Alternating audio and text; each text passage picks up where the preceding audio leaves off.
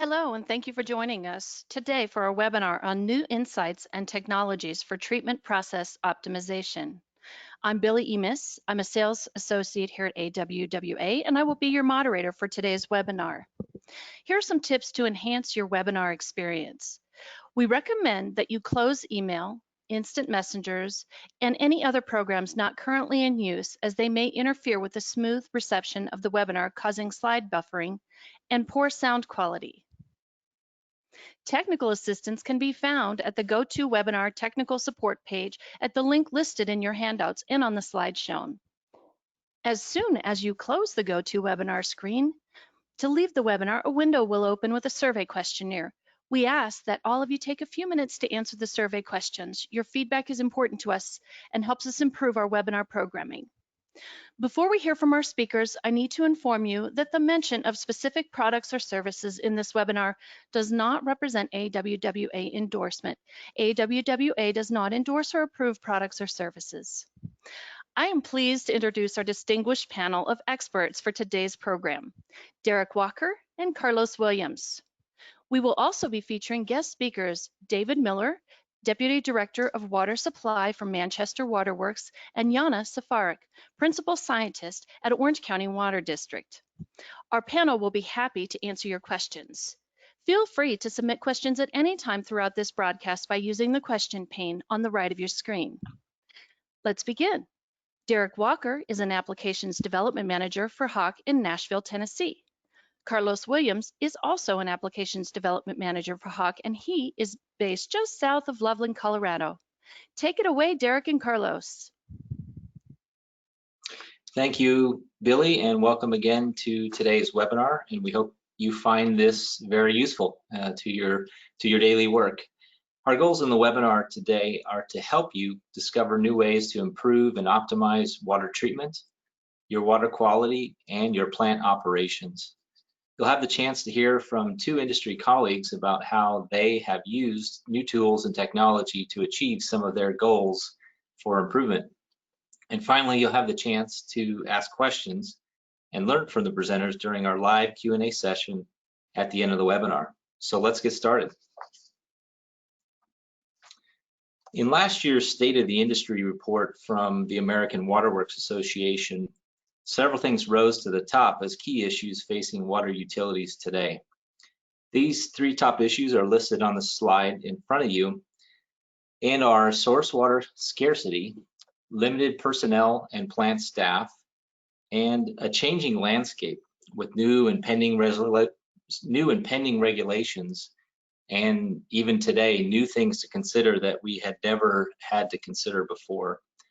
All of these issues point to the need for more data and information that's available to staff virtually at any time, day or night, to help improve operations and respond to challenges. As you'll see on the slide here, we're going to talk about source water scarcity for a few minutes.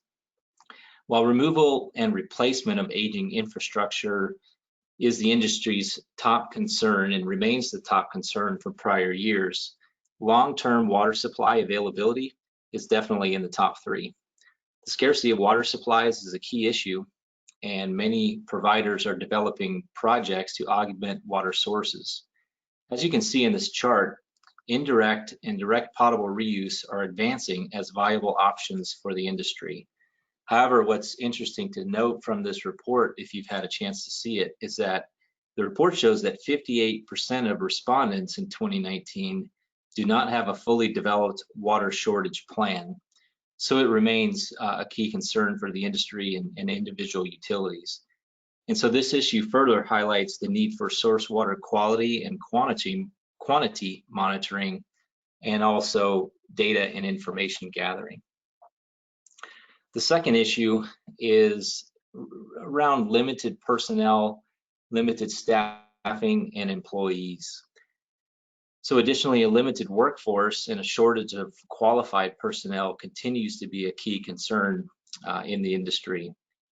As you'll see in some of the quotes here on the right side of the slide, these are unprompted responses from the survey. And I think because they are unprompted, very interesting to take a look at and take note of. So I'm just going to read the first quote here at the top of the page. We don't have the qualified candidates and it takes multiple years to create a qualified candidate. Without the qualified workforce, we acquire fines and citations for regulatory compliance, and we put ourselves at high risk. You can see that these quotes really underscore the issue, and these were, again, unprompted responses that indicate the critical need for qualified staff and personnel. So I think it's fair to say that facilities are doing more with less these days, and demands for automation and good data for decision making are increasing, and for very good reason. If we take a look at the third issue we want to highlight for everybody today, this is in regard to a dramatically changing landscape. And this landscape certainly had some issues present in the industry prior to 2020, but the COVID-19 crisis and the coronavirus that we've all been experiencing and just working through on a daily basis over the last few months certainly underscores this even more. So within this changing landscape, we see that spending in North America has been largely focused on improving aging treatment and network infrastructure, and particularly in addressing drinking water quality concerns. Also, new capital projects are largely focused on the wastewater side, which, as we would expect, prompted by regulatory action. And so now we have this coronavirus that we're all, managing on a daily basis, both professionally and personally. And this has reduced economic outlooks somewhat considerably in the industry. It's reduced project spending, the availability of resources in the plant, and this furthers the need for remote monitoring and remote operations even. So if we look at this chart, there's lots of numbers on the chart, and this comes from the Global Water Intelligence Survey that was conducted in April of 2020, shortly after coronavirus became a pandemic. There's lots of numbers on this capital spending forecast chart, but what you'll see in bold are the estimated and forecasted decreases in capital spending due to COVID-19, according to Global Water Intelligence. You'll see that utility capital spending is forecasted to decrease by 11%, and water treatment spending may be decreasing by up to 15%. So it appears that plant staff will see a slower pace, and of course plant management and directors are going to see a slower pace on the upgrades and infrastructure improvements that have been planned for many years. So the future is yet to be seen, but it certainly, at least in the short term, looks like we'll all be seeing a slowdown in these upgrades. So given these current conditions and the changing landscape that we just talked about, staff will likely need to continue to operate, I should say, under a do more with less mindset. So data and gaining visibility to what's happening in the treatment process is becoming more and more critical day by day. Facilities are asking themselves if grab sample data is enough. If you look at this representative chart, a trend line shows on the left-hand side of the chart, kind of highlighted in the oval, when an excursion is occurring, and on the right, when normal condition is established again. So we're seeing many facilities making the change from grab sampling to online process monitoring, and when they do, operators gain a new ability to detect excursions, and when those excursions are different from normal operating conditions, or in fact, when they return to normal operating conditions. So with this in mind, we want to ask the question, how does measuring online versus a grab sample change when you're dealing with unreliable source waters? And also, how do you respond to conditions when you're talking about monitoring or sampling for trace metals? And also, what does the response look like if you're talking about microbial content? So as we move into a focus on new ways to ease the burden of the three key issues we discussed earlier, let's take a look at some of the labor-intensive grab sampling protocols, and specifically micro testing that we've all been doing for many years. Bacterial testing has been labor-intensive and time-consuming for a long time, as you probably know very well.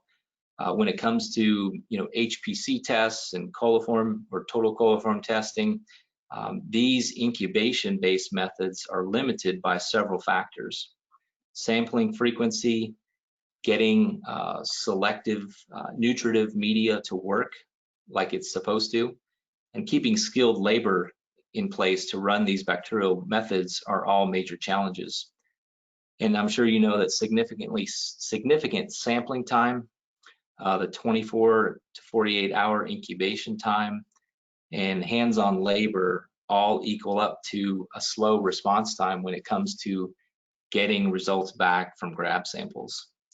So the question begs itself, is there a more rapid method available? And if a method were available, where and how else could you use it to test for microbiology? We're going to spend a few minutes now talking about a new method, and it's not brand new, but a method that uses adenosine triphosphate, or ATP. You are probably familiar with the ATP molecule and how it's the basis of what powers all cells in the living world. So the basis of this method is shown on this slide, which is the ATP molecule. This molecule contains high energy phosphate bonds, and the molecule is often referred to as the molecular unit of currency that powers all living cells. If we take a look and talk about fireflies as an example, you see one on the screen here. Fireflies, they use the ATP molecule to light up the night sky or light up the dusk time sky on a nightly basis if you're in warmer climates, especially this time of year. So the firefly uses luciferin and a molecule called luciferase, which is an enzyme, in combination with ATP to produce energy, and in that energy production, light is also produced. And you may know already, you may be using it already, but this reaction can be used to develop rapid methods of microbial activity measurement. So the chemiluminescence reaction is an ASTM method, and want to spend a few minutes. If we go back one slide, would be great, just for a minute. Thank you. Here's a quick look at how this ASTM method works. The method uses synthetic luciferin from fireflies and the enzyme luciferase, plus the light output from this enzymatic reaction to measure bacterial ATP in a water sample. The higher the ATP content of the sample, the higher the light output, which is detected by the instrument, equals the higher amount of bacterial load or bacterial activity in a water sample. So here's a couple of things to know about ATP measurement. This method, because it's synthetic, because it's an ASTM method, can be utilized by a process analyzer to continuously monitor bacterial activity in a sample stream. Either cell death or the rupturing of a cell wall by different disinfection techniques commonly used in the industry, such as chlorination, chloramination, etc., releases ATP into the water sample when that cell dies or its cell wall is ruptured. And this makes ATP a reliable biomarker for living organisms in a water sample.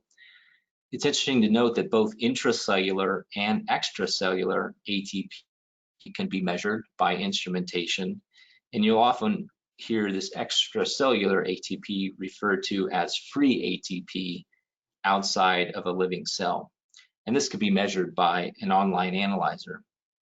So this automated method, which you'll hear more about in the coming minutes, is becoming a valuable tool for process control. And I'm going to hand the baton over now to Carlos so he can share with us how drinking water utilities are using this new tool. Carlos? Thanks, Derek. Appreciate it. Hi, this is Carlos Williams, an application development manager with Hach Company.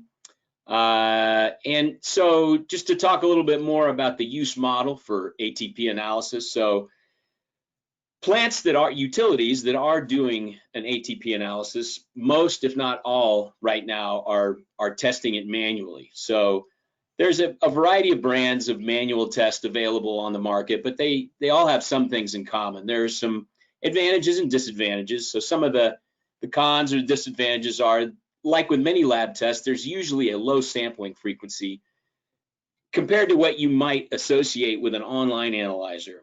And if anybody's done this ATP test before, there's also a fairly high labor intensity and a fair amount of training that needs to go along with doing this test, just like with doing any sort of microbial test, right? If you compare it to, most people on the call are probably familiar with doing a chlorine test. That's pretty simple. This is a lot more involved. There's also not a operator-free or sort of a, if you will, something that's taken outside of human hands to maybe minimize some of the variables associated with that as well. Advantages of doing an ATP test is that you get some very fast results as compared with doing a traditional microbial test like a heterotrophic plate count or a total coliforms test or something like that. And the data point you get from ATP reflects or can be correlated to total bacterial content. If we had a more rapid biological method, we could do some testing and get some online data trends in a variety of different places in a treatment plant and elsewhere. So areas like filter monitoring, as well as for biofiltration. If you could just skip back one, I just wanted to go back through those bullet points. Thanks. Also to monitor the effectiveness of a membrane filter, whether it's RO or an ultrafilter. If anybody out there is on the presentation today that's dealing with potable or reuse, so direct or indirect, those of you that are doing this or even considering doing this will probably know that ATP is all over in the literature and in papers about reuse. Then we can also look at tank monitoring and distribution system monitoring as well. It's within the plant, so you see here a very simplified version of a depiction of a drinking water treatment plant. So you have raw water coming in on the left, going from the rapid mix or the flash mix into the flocculator, then to the clarifier sedimentation basin.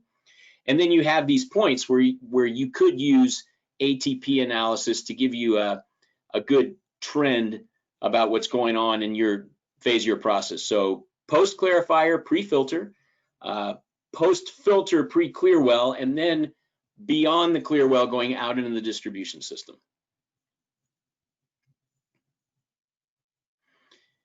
So to delve a little bit more into some of these specifics, so with filtration, you can say that they could be used in a biofiltration application. And for those of you that aren't familiar with biofiltration, this is, to put simply, is basically a conventional dual media filter, sand and anthracite coal, that has had the water quality conditions manipulated in such a way that it allows a microbial colony to grow on the filter media, which serves a treatment purpose. It might be to remove assimilable organic carbon. It might be to remove something like manganese or iron or something like that, or other trace materials that the biomass actually consumes. And it serves the plant well in many cases for these different reasons. ATP analysis online can also be used to monitor bacterial growth on filters, as well as gauging fouling for a membrane. To get a little deeper into the biofilter aspect of this, so what some plants are doing with an online ATP analyzer right now is taking their biofilters, monitoring in some cases the influent going into the filter, but in many cases the effluent coming out of the filter, to see how much microbial content is leaving, and to be able to characterize that and say, okay, well, we've got this much biomass coming out based on our ATP. Is that something that's telling us that we have filter breakthrough, or is that something that's telling us that we're actually having sloughing of our media? There also are grab sample capabilities. So to put a finer point on it, the ATP analyzer, the online analyzer, also will still allow anyone in the plant to bring a sample to it. You can just bring a sample to an analyzer, put it in a beaker and say, okay, let's analyze this grab sample. And it suspends the online analysis for a few minutes, runs the grab sample, and then goes back to its online sampling. And the last part of this, which one of our guest speakers will talk about, is log removal. Then we move on into the steps in the treatment process to the disinfection and clear well. So we can monitor and optimize disinfection and look at the efficiency of disinfection using ATP. So as Derek mentioned, you can see this analyzer will quantify intracellular ATP, which is the ATP that resides inside a cell, and also the extracellular ATP, which is free ATP or outside the cell. What's really interesting is that these two, you may see total ATP unchanged, but as you monitor a disinfection process, you'll actually see trend lines for those two parameters, intracellular and extracellular ATP. They'll actually cross. So intracellular ATP goes down as extracellular ATP goes up as a result of the disinfection process.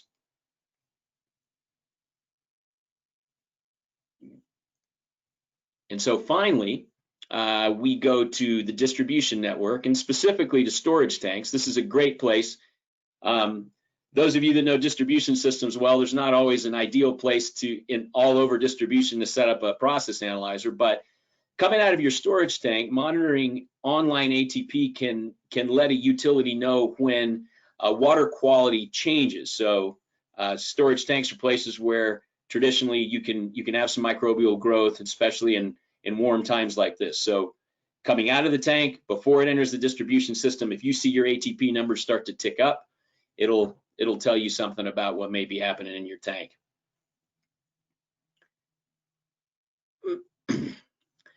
And so now I think I'm gonna hand it right over. It's my pleasure to introduce Yana Safarik from the Orange County Water District, and I'm gonna hand it over to her. Yana, the floor is yours.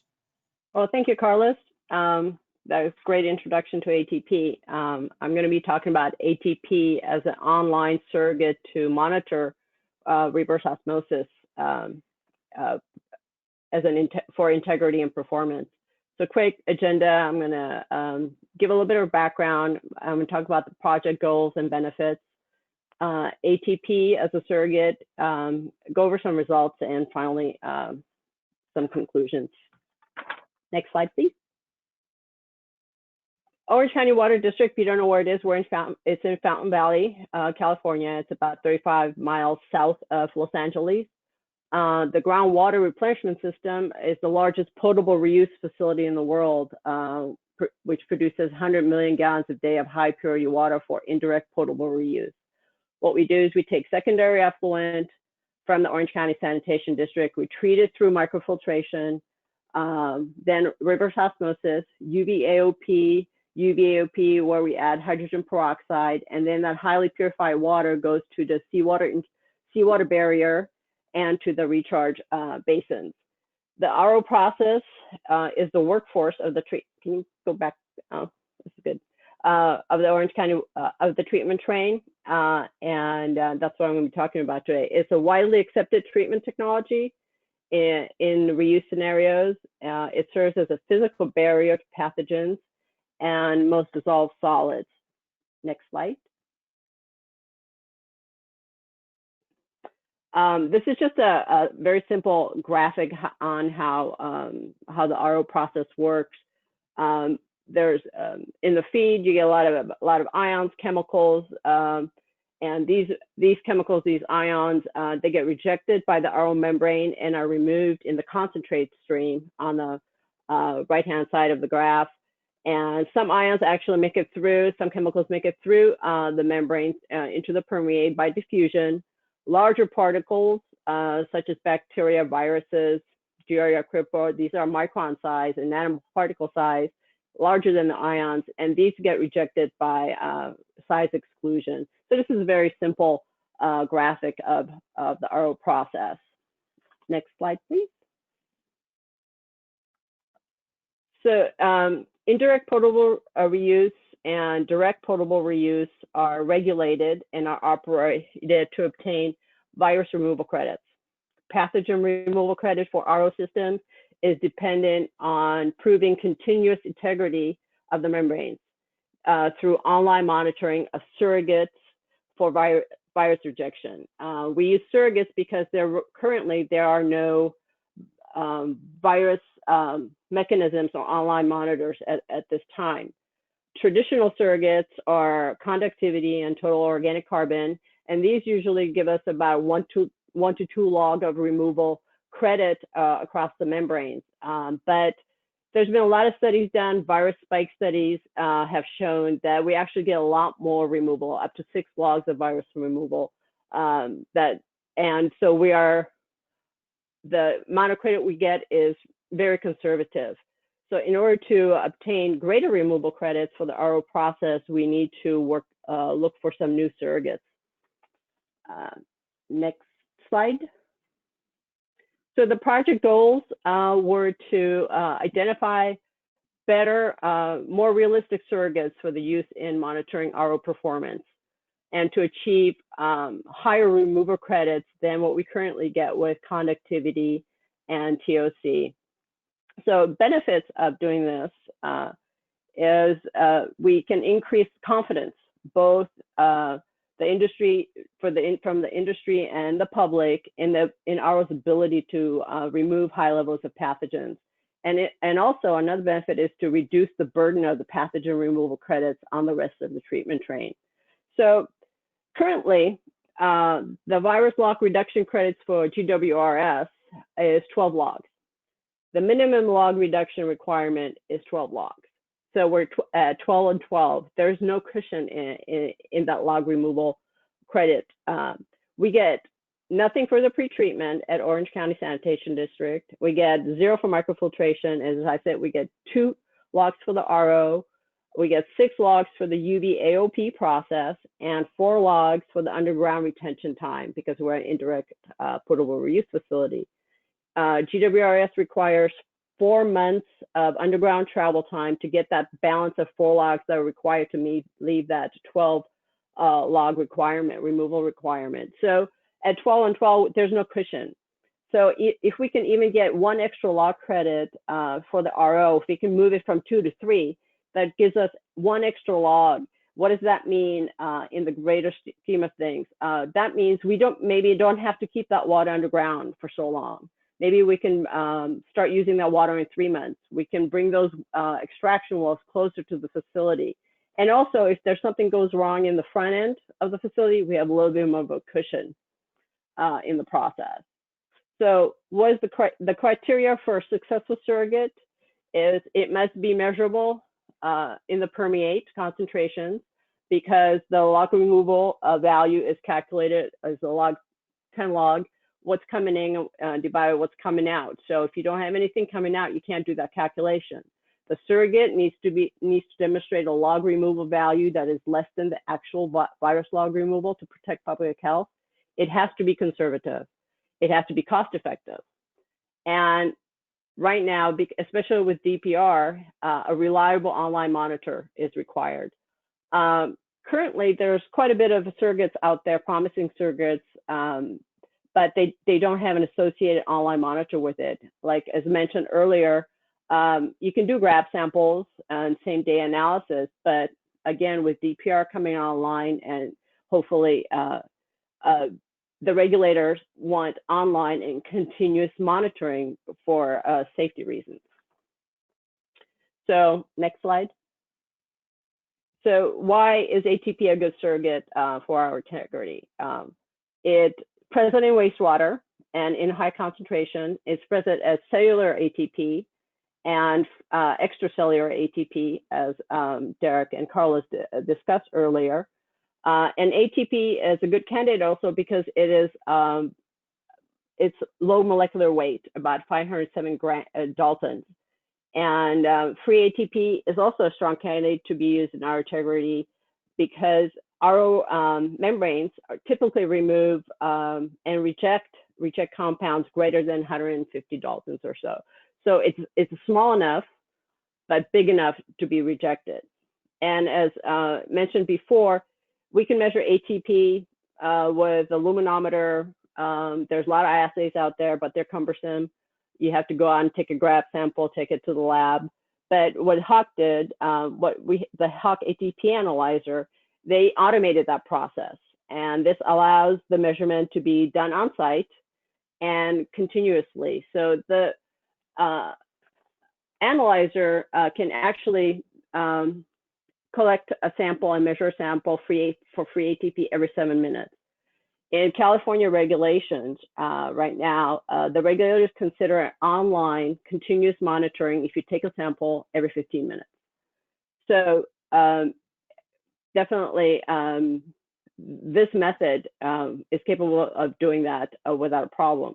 So what we did, we installed some analyzers. We collected RO feed samples and RO permeate samples. We ran these in parallel, and that allowed us to calculate a free ATP removal value, log removal value across the RO membrane. And this is a slide of some 2 months worth of data. The blue line at the top are LRV values collected every 15 minutes. The average LRV for the 2-month period was 2.97, which when you round it up, it's 3, and we are allowed to round up. And the brownish orange line shows the amount of free ATP in the RO feed. Now, the ATP in the RO feed varies, and it also has a diurnal fluctuation. It fluctuates anywhere between 350 to 1,000 picograms per ml, and even sometimes it goes even higher. And that's all dependent on what's going on upstream of our process, even and what's happening at the sanitation district. The gray line, which is the important one, also is that is the RO permeate, and that steadily remained below 1 picogram, at or below 1 picogram per ml. Every once in a while, you get a few spikes, but those spikes coordinated with what was coming into the process on the feed side. So in conclusion, next slide. The goal of this project was to evaluate naturally occurring surrogates for pathogen removal in RO permeate treatment processes. The Hach ATP analyzer was definitely capable of measuring free ATP in the feed and the permeate, and we got a much better LRV with this with ATP almost at 3 LRV, which is much higher, which is significantly higher than what we get with conductivity and TOC. And with that, I think I'm done talking about our last project. Thank you. Right. Thank you, Yana. And so that was awesome. If you guys ever have a chance, go check out the Orange County Water District, and they have a great website to talk about what they do. It's a really cool process. So now I'm gonna just shift gears and talk a little bit more about trace metals. This particular talk I'm going to talk about for a few slides and then hand it over to David Miller. I'm going to talk a little bit about manganese removal. So manganese removal, treating manganese with an oxidant, the idea is, and some folks on the call may do this already, but in case you don't, the idea is to take a reduced form of manganese, which is also its dissolved form, and convert it over to some oxidized form. The goal being to form a precipitate, so then it can be precipitated out in the sedimentation process. A lot of different oxidants can be used. So you could use potassium permanganate or sodium permanganate. You could use chlorine, ozone, chlorine dioxide, oxygen. These are just some of the more common examples. But what's common with all of these is the oxidant dose for a lot of these processes is typically set using grab samples that are done daily, maybe once every couple of days or every few days. Next slide. And so this is just some data right here. So the yellow dots are grab samples from lab data. The yellowish, brownish, orangish dots, comparing on how your eye sees them. And then the blue trend line is from an online analyzer. The time interval here is over the course of about 5 to 6 weeks. And you can see where these red dotted lines are is showing maybe showing a discrepancy when you see two of those orange dots that are grab sample data points. You also see the blue trend line dipping below, far below wherever those other data points were. And then you can see the other two red dotted lines to the right that have been highlighted. Here you see some changes in the concentration of manganese that you wouldn't ordinarily have seen if you were just doing those grab samples.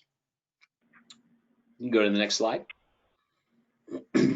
And why would it be important to monitor oxidant dosing online? So overdosing and underdosing. So on the left here, oxidant overdosing, aside from the cost of the chemical or the cost of the oxidant, which is itself important and carries a cost, in some extreme cases, you can end up with pink water. So this picture here on the left-hand side with the jar and the sink with pink water is a picture of an event of an overdose of potassium permanganate that turned the water pink. This can also happen, I think David might actually touch on this, this can also happen if you overdose with ozone. That can take the manganese all the way to a high oxidation state where it actually makes permanganate on its own. So either way, it results in pink water, which is not anything that a water utility is hoping for in their finished water. So then you look to the right, you've got the underdosing, so that you can get that orangish, brownish, grayish tint to the water if dissolved manganese makes its way all the way out into the distribution system, and then becomes oxidized by whatever the residual oxidant is, whether it's chlorine or chloramines. And that's also not what anybody's hoping for out in finished water. Next slide. So at this point, that's short and sweet for me. I'm eager to introduce David Miller from Manchester Waterworks. I'll pass the ball to you, David. All right. Well, thank you very much, and hello from the beautiful Granite State in New Hampshire. And thanks for letting me tell my story. Manganese is not your friend. This is how my predecessor referred to this very common earth element, and I'm sure those of you with any firsthand experience with manganese will certainly agree. I'll provide you with a little background first. Manchester Waterworks was established in 1871 and began serving the city of Manchester, New Hampshire with water in 1874, primarily for fire protection at that time. And today we serve a population of about 160,000 in Manchester and portions of 6 surrounding towns. Our average day is around 18 million gallons. With a historical max day of a little over 32 million gallons. Lake Massabesic is located just east of the city and has been Manchester's sole source of supply since 1874. The lake covers about 2,500 acres with water quality very typical of New England surface waters. It's soft, pH in the 6s, single-digit alkalinity, organic color ranging from 10 all the way up to 50 units of color. The lake is relatively shallow with a seasonal water temperature variation from the mid-30s Fahrenheit in winter to over 80 in summer. And the lake is recharged with an annual average precip of about 40 inches. Our Lake Massabesic water treatment plant was designed in the early 1970s and placed into service in 1974, primarily to address organic taste and odor concerns. Our treatment process is conventional and includes rapid mix alum, coagulation, flocculation, and sedimentation that was originally followed by separate sand and then GAC filtration before we upgraded the plant in 2003. In 1997, we put in a new intake and raw water pumping station, and that came into service, and the new intake was at a lower lake depth, providing some, what we were hoping for was some breathing room during drought conditions, which it certainly does. But after the new intake and pump station went online, we soon noticed that our sand filters were turning from a light brown to a very dark brown and almost black. We had historically added a small chlorine feed immediately upstream of the sand filters to prevent algae growth on the media. And what was happening now was the chlorine feed was now oxidizing the manganese, which was being subsequently removed by our sand filters. This was unintended, but in retrospect, we certainly welcomed it. We had no customer complaints because manganese never made it out of the treatment plant and into the distribution system. It just played it out on the sand. So if you fast forward to 2006, and following a substantial upgrade to our then 30-plus-year-old plant, when we added intermediate ozone right after sedimentation as a primary disinfectant, and all new deep bed GAC filters, monomedia, no sand, just GAC. The ozone system was activated in February of that year, 2006, and by June, July, the raw water manganese began to increase, and the ozone, as mentioned previously, oxidized the manganese right to permanganate, causing the water to become a beautiful amber red color. I guess it's beautiful if you're brewing beer, but it's quite alarming in a drinking water plant, for those of you who've had that experience. So we had to shut off the ozone system to eliminate the red water or pink water, and we had to return to free chlorine for primary disinfection until the incoming manganese dropped, and that took several months to dissipate. During that time, we investigated manganese mitigation methods. A method that would keep manganese from entering the intake and out of the treatment process altogether was our preference over adding another process like an oxidant, such as potassium permanganate or chlorine dioxide. We also investigated a reservoir aeration system that would keep the water column in the area of the intake mixed, thus preventing natural lake temperature stratification. That stratification that typically occurs every year leads to oxygen depletion and manganese reducing conditions near the lake bottom in late summer or fall, and that's where our intake is, near the bottom, and then the dissolved manganese would then enter the intake and get into the treatment process. So we also looked at a simple submerged curtain wall surrounding the intake. Think of a shower curtain around your intake. It's kind of a strange thing, but we actually have one. And the intent was to cut off the flow into the intake from the lake bottom and force the more oxygenated surface water into the plant. So we ultimately decided to install that relatively inexpensive and low-tech submerged curtain wall in 2007. Problem solved, right? Not so much, because in 2009, manganese returned again. And based on lake water grab samples at various depths, we discovered that dissolved manganese was present throughout the entire water column. So curtain or no curtain, we were getting manganese into the plant. Customer complaints started coming in, that yellowish brown water you saw a few slides ago. Manganese wasn't elevated enough this time to produce the red water following ozone treatment, but a problem nonetheless that took, again, several weeks to dissipate. In 2011, we upgraded to the next method to keep manganese from entering our plant by installing a bubble aeration system. That was to destratify the water column in a large area around our intake that was intended to prevent manganese reducing conditions from occurring again. And I can say that the reservoir aeration worked very well for several years until Thanksgiving Day. I remember it very well in 2018 when I received a call from the operator on duty that we had red water on top of our filters along with several filters spiking turbidity. So I put the drumstick down and headed into work Thanksgiving Day. We had almost 9 inches of rain in November of that year, by far the most since we began keeping records in 1895 for the month of November. There was so much water flowing into and out of the lake that the aeration system just became ineffective at keeping the dissolved manganese from entering the intake. Once again, we had to shut off the ozone and practice free chlorine primary disinfection for several months until the raw water conditions improved. Subsequent to that, we ended up purchasing the Hach Easy Series online manganese analyzer, and we set it up to record and trend raw water manganese via SCADA 6 times per day. And you can set it up for more or less than that, but we felt six readings a day would be a good place to start. This instrument enabled us to become much more proactive as opposed to reactive, because we now have a steady stream of online data and trending to provide an early warning of potential trouble, as opposed to much less frequent grab sample data.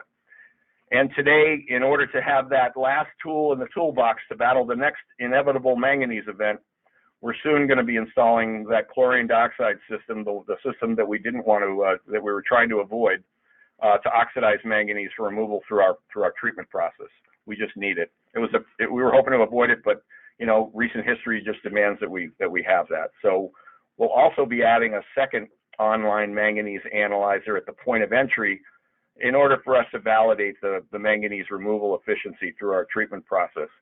Our filters are biologically active because of the ozone, intermediate ozone right in front of the filters, so there's a lot of oxygen and chopped up organics that to feed the microbiological activity going on in there. And we do get some manganese removal through those filters. But with that, I'll close by saying that, you know, Manchester Waterworks is an old and proud water utility with a highly talented and dedicated staff that really strives to provide the best water quality possible to our customers. Operationally, treatment process optimization is our most important daily goal. Our plant was recognized in 2012 by the Partnership for Safe Water for excellence in water treatment. We were just the 11th utility in the nation to receive that distinction. If you're not familiar with the Partnership for Safe Water or the Partnership for Clean Water, I strongly encourage you to take a look into it. That said, we recognize and embrace that it's absolutely critical to have the proper tools, a well-trained staff with ownership in the process, and the leadership support necessary to earn and maintain consumer confidence in the drinking water that we provide every day, 24/7, 365. And with that, I thank you very much for listening. That was awesome, David. Thanks very much. Congratulations on the Partnership for Safe Water. And I have to say, as painful as it must have been for you, Thanksgiving 2018, you made me laugh out loud when you told me that you had to put your drumstick down. So I'm sorry that happened, but it's a funny image. I'm going to quickly, I'm just going to quickly recap to give people time to ask questions and for our panelists to answer. So on the manganese side, to recap, manganese removal requires the correct oxidant dosing, and that dosing in many cases is based on periodic grab samples in a lot of plants, and it can miss some raw water changes, as we can see from Dave's great example. If you overdose or underdose an oxidant, it can be costly with negative impacts to your water quality. And then that oxidant underdosing can result in those dissolved minerals going into distribution. And I'll hand it off to Derek to do a recap on ATP. Yeah, thank you, Carlos. As hopefully everybody has seen today, online ATP measurement is, you know, a new and very beneficial tool for monitoring bacterial activity and can give operators and plant managers great insight into a number of different treatment areas that Carlos and Jana spoke about. Great insight into when and how abnormal excursions are occurring, or in Jana's example, you know, how additional log removal credits can be calculated and even generated, you know, for those regulatory monitored treatment processes. Sampling with results as frequently as every 7 minutes without pulling any grab samples can be very beneficial. It even fit into online monitoring protocols designated or regulated by the state, as Jana mentioned. And she's also shown us how, you know, applied innovation can help demonstrate how log removal values can be calculated using ATP as a surrogate to other common measurements used for RO systems, you know, and also log removal credits. So Before we move on to our Q&A session, and by the way, thank you everybody for your participation, for your input today, especially to Jan and David for their great contributions to the webinar. Before we move on to our Q&A session, I wanted to provide a little bit of context around the manganese and ATP analyzers that you've heard about today. These process instruments are part of the new Easy Series family of instruments from Hach. And while we only spoke about manganese and ATP today, the Easy Series platform enables many new measurement parameters across 6 different analytical method types that you'll see here on the screen. You'll see colorimetry, ion selective electrodes, automated titrations, voltammetry, and also some specialized methods, which include the chemiluminescent method for ATP, and some other specialty methods as well that are very unique to the platform. But this platform enables many new measurements to be done in real time. You know, measurements like iron, manganese, as we heard about today, fluoride, even total phosphorus and arsenic can be automated, providing insights to data, providing trend lines that you saw today. So as we move into our Q&A session, please let us know what questions we can answer for everybody today, and thank you again for your participation. Thank you so much. And now we'll go ahead and start the question and answer part of this. Let's take a look here and see. We actually have a question from Lydia, and that is for Derek. The question is, does the ATP inline analyzer create hazardous waste? That's a great question, Lydia. Thank you. No, there is not hazardous waste generated. The reagents that are used by the analyzer, it does use a liquid reagent, which actually are the combination of the luciferin and luciferase molecules and enzymes that we spoke about earlier. So it is a liquid reagent, but it's biological in nature, but not a biohazard. In the instrument's measurement cycle, there is also a cleaning cycle between each measurement to prevent carryover of biological material or ATP from one sample to another. And so these cleaning cycles use 1 molar hydrochloric acid as well as 1 molar sodium hydroxide. So all waste that is captured from the analyzer is fully neutralized and is not considered a biohazard. So I hope that, and we haven't seen any, disposal concerns from any of the facilities using the analyzer. So I hope that answered your question, but thank you for that great question. Okay, perfect. The next question is for David, and it's from Tim. Tim asks, if too much manganese gets through the process and out in the distribution system, will your free chlorine in the system oxidize it out in the distribution system? That's a great question, and we've been a chloramination plant for since late 2006, after we did our plant upgrade. So I know that there will be some manganese oxidation going on out there. I mean, I can demonstrate that our filters are able to remove anywhere from 30 to 50% of the dissolved manganese that are coming through them, as long as they're, the levels are not too high. So yeah, and inevitably, I'm sure manganese is getting out into the system periodically, and that's why we've made the decision to go with, the next step and get another oxidant in here, chlorine dioxide, and get that going so we can remove it. Okay, perfect. We actually have a question from Amy. Amy asks, does the ATP test just give a general bacterial population count, or is there any way to am I saying this correctly, speciate? Yeah, that's right, speciate. That was correct. Yeah. Thank you, speciate.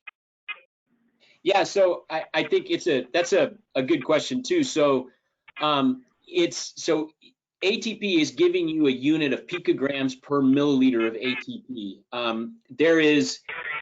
It doesn't speciate out any specific type of bacteria. It only tells you what your overall ATP content is. And a very simple correlation is that the more ATP you have, the more living microorganisms you have in that water.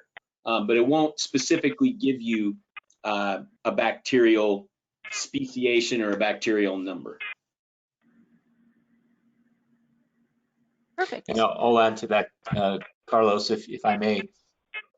Sure. There have been, so another way to answer that is that there is not a direct correlation between concentration of picograms per milliliter into CFUs or coliform-forming units, which are often used to express results from a bacterial test. If you search the web for some regional AWWA conferences, you'll find a lot of studies that have been done by utilities on ATP measurement and monitoring. There have been some I would say comparison studies done between HPC tests and the ATP test, but there's not so you'll see some comparisons out there to give you kind of a qualitative feel for what those values look like when they compare to each other. But it would not be fair to say that there's a direct correlation to CFUs, just as Carlos stated earlier. Excellent. Looks like we have time for a couple more questions. Nikita has a question for Carlos. What are the likely interferences in ATP measurement using the online analyzer? Likely interferences. So the ATP analyzer, as well as the lab test, is going to be measuring ATP. So in terms of a chemical interference, I don't know of one. I might, once I'm done, maybe if Derek has any more knowledge of that than I do on the hardware and software, he can tell me. But what I can say is that one of the challenges with an ATP analyzer is to take particular care in wherever it is being installed, because while there is an onboard cleaning mechanism for what's inside the analyzer, because we're dealing with things that grow, microbes, right, bugs, microorganisms, if that sample line going into the ATP analyzer is going to be filled with growing things that are not going to be disinfected out in any way, the real challenge is to make sure you're not getting an ATP value that represents what's in the sample tubing, but not necessarily in the sample itself, if I'm making sense. So you just got to be sure that the ATP you're getting is not because the sample line feeding the ATP analyzer is unclean. Great, and I think we've got time for one more question here. Derek, this question is from Kristen. She asks, does manganese analyzer measure dissolved or particulate manganese? Thank you, Kristen. Appreciate that. Very good question as well. The analyzer that David referred to was measuring dissolved manganese, but we can, with the technology and the methods available, we can measure both dissolved manganese or particulate manganese, which has been oxidized. So the total, we call that the total manganese analyzer that measures the particulate or oxidized form of manganese.